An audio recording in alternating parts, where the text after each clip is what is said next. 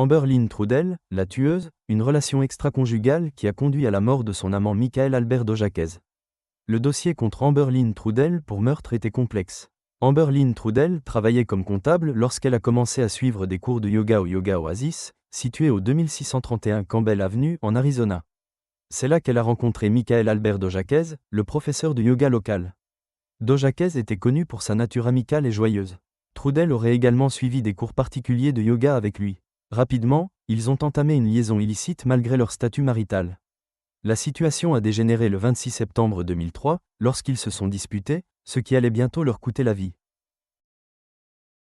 Selon les déclarations officielles, le couple était sorti boire un verre la veille, le 25 septembre 2003, et était retourné au domicile de Dojaquez, situé sur North Sparkman Boulevard, près du North Country Club et d'East Grand Road, en Arizona. Ils se disputaient violemment, Trudell implorant Dojaquez de l'épouser.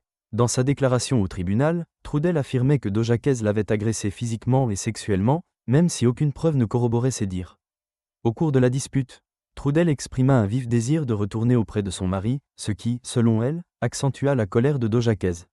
À ce moment-là, Trudell avait sorti son pistolet et s'apprêtait à partir. Trudell affirma que Dojaquez, tellement rongé par la culpabilité, avait eu des pensées suicidaires à ce moment précis. Il saisit la main de Trudell qui tenait le pistolet, le pointa sur sa tête et se tira une balle. Les procureurs du procès de Trudell, cependant, ont soutenu que la personnalité de Dojaquez ne correspondait pas à sa décision de se suicider et ont accusé Trudell d'avoir appuyé sur la détente de son plein gré. Femme libre, Amber Lynn Trudell mène une vie paisible aujourd'hui. Amber Lynn Trudell a été condamnée à 13 ans de prison pour meurtre au deuxième degré lors de son second procès, le 18 octobre 2005, pour le meurtre de Michael Albert Dojaquez.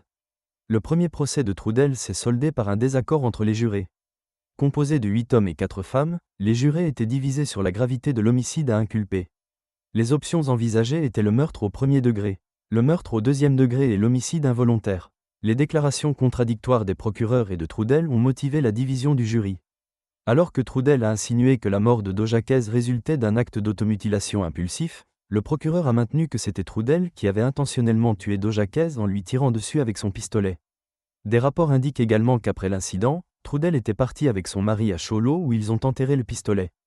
Une semaine plus tard, Trudell s'est installée à New York où elle a été arrêtée par des marshals adjoints et la police de l'État de New York. Elle a été reconnue coupable de meurtre au deuxième degré le 15 juillet 2005, puis condamnée à 13 ans de prison environ 3 mois plus tard, le 18 octobre 2005. Elle a été libérée le 19 octobre 2016, après avoir purgé sa peine, y compris le temps passé en prison avant le prononcé de la sentence. Depuis sa libération, elle mène une vie paisible. Loin des projecteurs, ce qui signifie que nous ne savons malheureusement pas grand-chose de sa situation actuelle.